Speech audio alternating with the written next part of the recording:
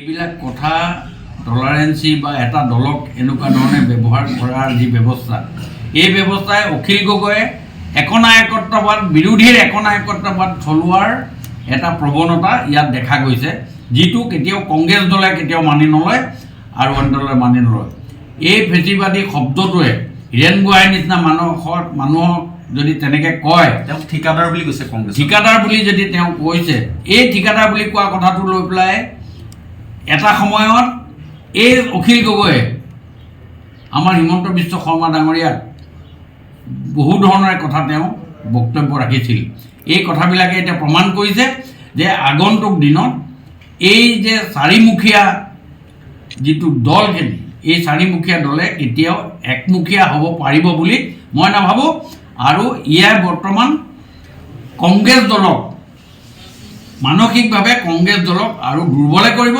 আৰু আগন্তুক দিনত কংগ্ৰেছ দলত মোৰ হিচাপত কংগ্ৰেছ দল নামি ছিংগুল ডিজিটত থাকিব ২৬ৰ নিৰ্বাচনত, যদি এই ধৰণে তেওঁলোকে এই ব্যৱস্থা কৰি থাকে।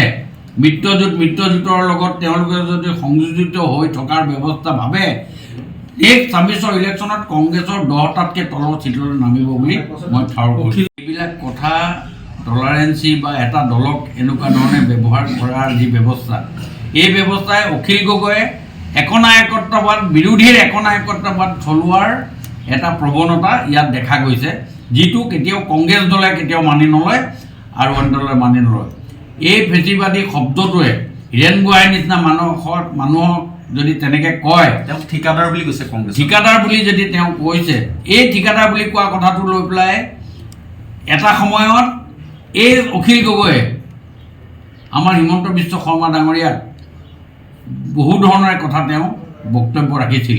এই কথাবিলাকে এতিয়া প্ৰমাণ কৰিছে যে আগন্তুক দিনত এই যে চাৰিমুখীয়া যিটো দলখিনি, এই চাৰিমুখীয়া দলে কেতিয়াও একমুখীয়া হ'ব পাৰিব বুলি মই নাভাবোঁ।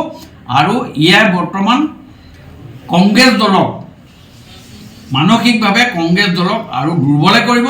আৰু আগন্তুক দিনত কংগ্ৰেছ দলত মোৰ হিচাপত কংগ্ৰেছ দল নামি ছিংগুল ডিজিটত থাকিব ২৬ৰ নিৰ্বাচনত, যদি এই ধৰণে তেওঁলোকে এই ব্যৱস্থা কৰি থাকে।